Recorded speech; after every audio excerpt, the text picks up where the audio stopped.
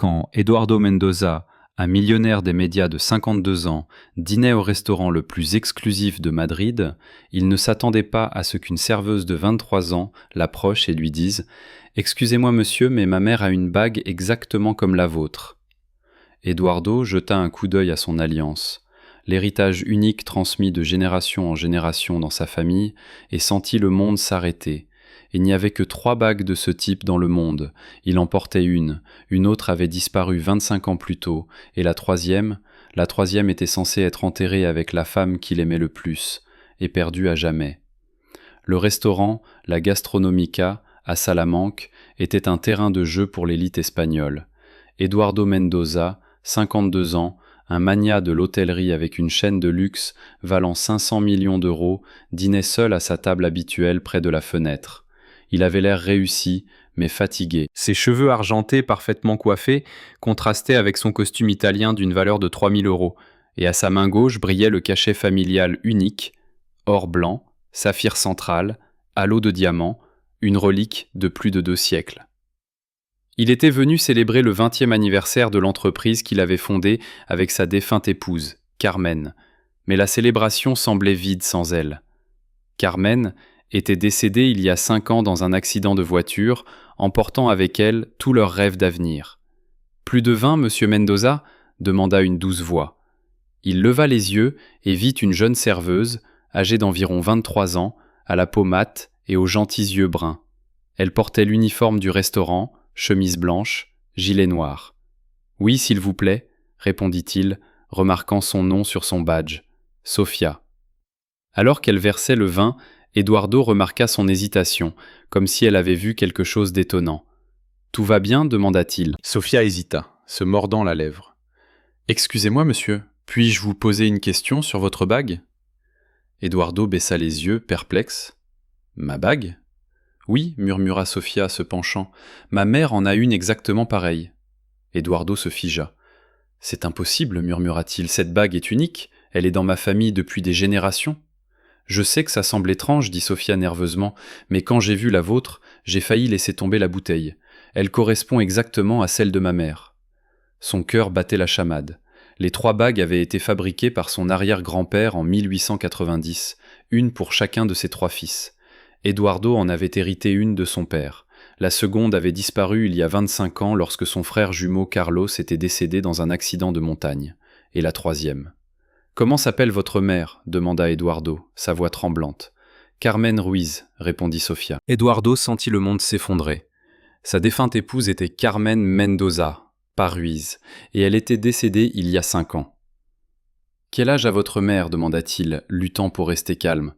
« 47 ans. » Sofia marqua une pause. « Monsieur, vous êtes très pâle. » Il fit le calcul. Si sa Carmen était en vie, elle aurait 47 ans, exactement l'âge de la mère de Sofia. Il avait assisté aux funérailles de Carmen, vu son cercueil. « Sofia, dit-il d'une voix rauque, j'ai besoin que vous me rendiez un très grand service. Montrez-moi une photo de votre mère. » Sofia eut l'air confuse, mais sortit son téléphone et trouva une photo. Eduardo fixa l'écran comme devant un miracle. C'était Carmen, sa Carmen, vivante. Bien qu'avec des cheveux plus courts et quelques années de plus. Mais les yeux, le sourire, inimitable. « Vous allez bien, monsieur Mendoza » demanda Sofia, anxieuse.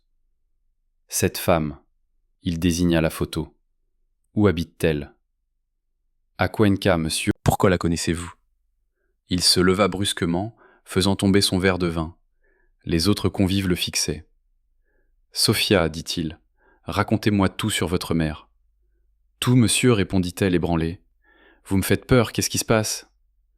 Eduardo s'assit pour se calmer. « Désolé, votre mère ressemble à quelqu'un que j'ai connu. »« Ma mère est Carmen Ruiz, répondit Sofia, toujours nerveuse. Elle vit à Cuenca, d'aussi loin que je me souvienne. Elle a travaillé comme secrétaire jusqu'à ce qu'elle prenne une retraite anticipée il y a 2 ans. Et votre père ? Non, dit Sofia. Ma mère dit qu'il est mort dans un accident de construction quand j'étais bébé. Un frisson parcourut l'échine d'Eduardo. Quel genre de travail faisait votre père ? Architecte. Ma mère dit qu'il a péri quand un nouveau bâtiment s'est effondré. Eduardo avait autrefois travaillé comme architecte avant d'entrer dans l'hôtellerie. et il se rappela avoir mis en scène sa propre mort dans un effondrement de construction il y a 25 ans pour s'échapper avec Carmen. Mais la Carmen sur la photo était sa femme, qui était censée être morte il y a 5 ans.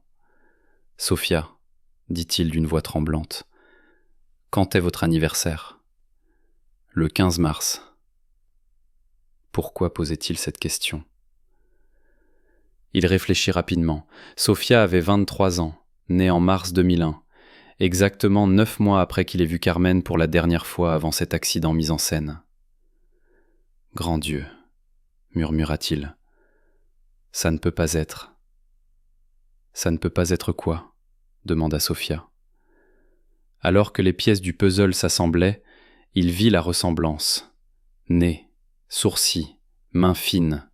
« Sophia, continua-t-il, votre mère a-t-elle déjà mentionné un homme nommé Eduardo ? » « Non. » Sophia fronça les sourcils. Elle devient parfois triste quand elle a bu un verre et mentionne Eduardo.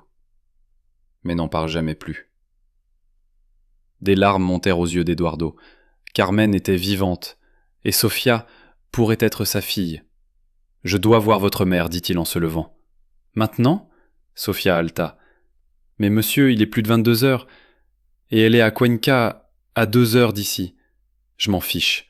Appelez-la et dites-lui que je dois la voir, dit-il. » Sophia recula. « Vous me faites vraiment peur, qu'est-ce qui se passe ?» Eduardo réalisa qu'il devait paraître fou. Il inspira profondément pour se calmer.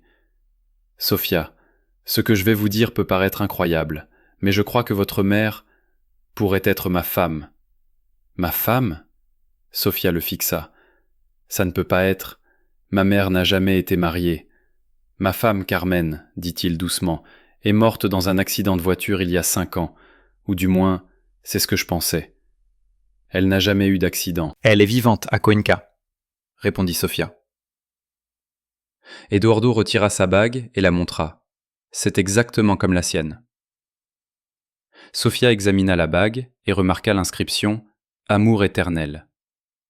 Seuls Carmen et Eduardo connaissaient ce secret. « Sophia, » dit-il avec détermination, « je dois me rendre à Cuenca ce soir. S'il vous plaît, venez avec moi. »« Mais monsieur, » elle bégaya, « je prendrai 1 000 € pour votre trajet. J'ai juste besoin que vous me raccompagniez chez moi. » Sophia marqua une pause, puis hocha la tête. « D'accord, » dit-elle doucement. « Mais si ça tourne mal, j'appellerai la police. » Pour la première fois depuis de nombreuses années, Eduardo sourit. « Et si je suis fou, vous pouvez le faire. » À suivre. À 23 heures, l'Audi d'Eduardo rugit hors de Madrid en direction de Cuenca. Sophia était assise sur le siège passager, toujours nerveuse, mais curieuse. « Pouvez-vous me dire ce qui se passe vraiment ?» demanda-t-elle. « Il y a 5 ans, dit-il, sans perdre sa concentration, ma femme, Carmen, elle est morte dans un accident de voiture. Ou du moins, c'est ce qu'on m'a dit. Vous pensez vraiment qu'elle est ma mère ? Demanda-t-elle. Les bagues, le nom, l'âge, votre anniversaire, tout concorde. Ils arrivèrent à Cuenca à minuit. Sophia conduisit Eduardo à un modeste appartement dans la vieille ville. Elle frappa doucement à la porte. « Maman, c'est moi, Sophia. » La porte s'ouvrit, révélant une femme en robe de chambre, les cheveux en bataille de sommeil. Eduardo se figea. C'était Carmen, vivante, debout devant lui, après 5 longues années. « Eduardo, » murmura Carmen. « Bonjour. »« Oh Carmen, nous avons tellement de choses à nous dire. » Carmen regarda Sophia, en larmes. « Qu'as-tu fait ?»« Sophia, c'est réel. Il pourrait être mon père ? Demanda Sophia. Carmen se couvrit le visage et pleura. « Entrez, dit-elle finalement. C'était inévitable. » Dans le salon silencieux, Carmen, vêtue de sa robe de chambre, était assise en face d'Eduardo, les larmes aux yeux. « Depuis combien de temps saviez-vous que j'étais en vie ? Demanda Eduardo. « Toujours. Je n'ai jamais cru que tu étais mort dans cet accident. Alors pourquoi simuler ta mort ? Pressa-t-il. Carmen inspira régulièrement. Parce que j'ai découvert tes véritables agissements avec Raoul Vasquez, le blanchiment d'argent, les menaces, expliqua-t-elle. Eduardo se raidit. Comment as-tu appris pour Raoul ? Il m'a suivi pendant une journée, m'a dit que si je ne coopérais pas, nous serions tous les deux tués. Carmen regarda Sofia qui observait avec confusion. Qui est Raoul Vasquez ? Demanda-t-elle. Un criminel, admit Eduardo, la voix lourde. Quelqu'un avec qui je n'aurais jamais dû m'impliquer. Carmen continua. Raoul a proposé un accord. Si je simulais ma mort et disparaissais, tu serais en sécurité. Mais si je restais, il nous tuerait tous les deux. Et tu as accepté ? J'étais enceinte de 2 mois, dit Carmen doucement. Je ne pouvais pas risquer notre enfant. Eduardo regarda Sofia, la réalisation dans ses yeux. Pourquoi ne m'as-tu pas dit ? Parce que si tu avais su, tu aurais essayé de m'arrêter. Et alors nous serions peut-être morts tous les deux. Sofia se leva soudain. Alors j'ai passé 23 ans à vivre un mensonge, à vous protéger. Carmen dit avec fureur. Tu m'as dit que mon père était mort, j'ai grandi orpheline. Sofia la confronta. Eduardo s'avança. Je suis désolé. Si j'avais su que tu existais, commença-t-il. Carmen l'interrompit. Après avoir simulé ma mort, Raoul nous a laissés tranquilles. Mais il a menacé de me tuer si j'essayais de te contacter. J'ai vécu dans la peur, jusqu'à ce qu'il meure il y a 5 ans, lors d'une guerre des gangs. Je l'ai lu dans le journal. Nous étions enfin libres. Alors, pourquoi n'êtes-vous pas revenu ? Demanda Eduardo. Le temps a passé, répondit-elle. Je ne suis plus la même femme qu'avant. Sofia se dirigea vers la porte. J'ai besoin d'air, de temps pour réfléchir. Elle sortit, les laissant seuls pour la première fois en 2 décennies. Le silence emplit le petit appartement, lourd des années inexprimées. C'est ton jumeau d'esprit, dit finalement Carmen. De caractère, c'est toi, répondit Eduardo avec un sourire triste. Carmen retira sa bague et la tendit à Eduardo. Tu devrais la garder. Non, Eduardo secoua la tête. Cette bague est la tienne, elle l'a toujours été. Après ta mort, j'ai quitté cette vie. Raoul a eu ce qu'il voulait et a emporté tout ce qui comptait. Carmen le regarda avec une nouvelle compréhension. Ça me rend heureuse. Carmen, dit Eduardo, après tout ce temps, pouvons-nous essayer de nous connaître à nouveau ? Nous sommes des personnes différentes maintenant, répondit-elle. C'est peut-être mieux ainsi. Nous pouvons construire quelque chose de nouveau. Sofia revint, les larmes aux yeux mais posée. J'ai beaucoup réfléchi. Je veux rencontrer mon père, dit-elle, à une condition. Eduardo hocha la tête. N'importe quoi. Sofia énuméra ses conditions. Premièrement, plus de mensonges, jamais. J'accepte. Deuxièmement, je veux apprendre à le connaître lentement. Bien sûr, dit Carmen. Troisièmement, promets que tu ne mettras plus jamais les affaires avant la famille. Eduardo prit les mains de Sofia. Je promets. Ces 5 dernières années m'ont appris que tout l'argent du monde ne signifie rien sans la famille.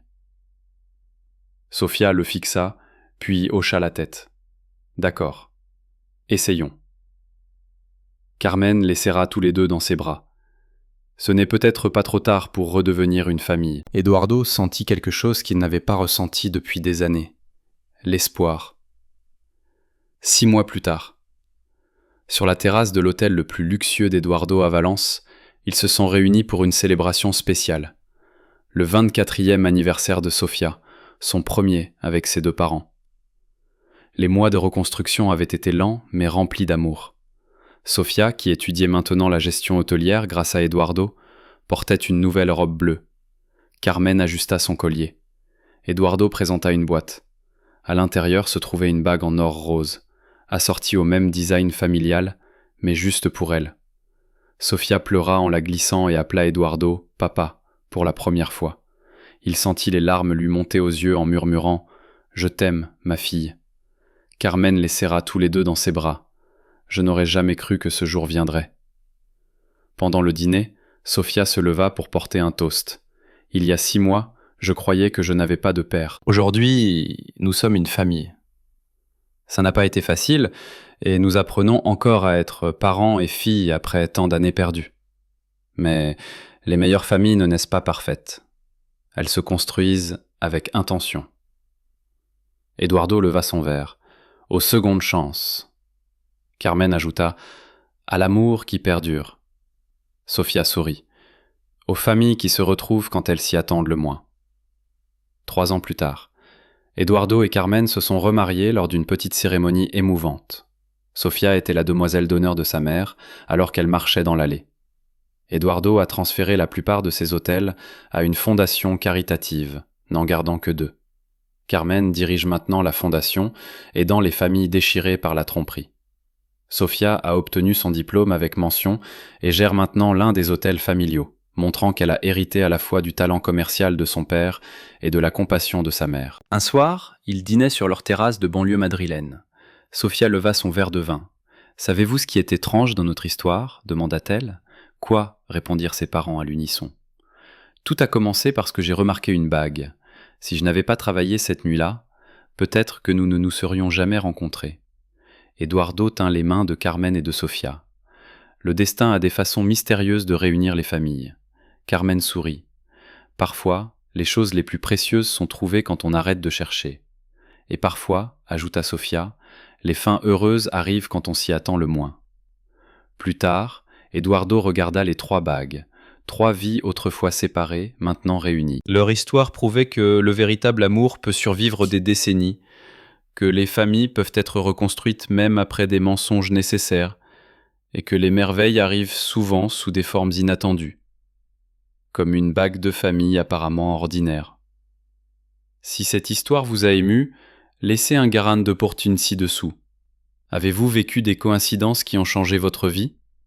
Croyez-vous aux signes qui nous mènent à nos proches? Partagez vos histoires dans les commentaires. Si vous croyez aux secondes chances pour la famille, aimez et abonnez-vous pour plus d'histoires qui prouvent que les miracles existent. Partagez ceci avec quelqu'un qui a besoin d'espoir. Et si vous croyez que le destin nous a réunis, écrivez-le ci-dessous. Rappelez-vous, peu importe le temps qui passe, ou le nombre de secrets nécessaires gardés, le véritable amour familial trouvera toujours le chemin du retour. Parfois, les plus petits détails, comme une bague de famille, ouvrent les portes aux réunions les plus extraordinaires. À la prochaine fois avec une nouvelle histoire qui vous fera croire en la magie des liens familiaux incassables.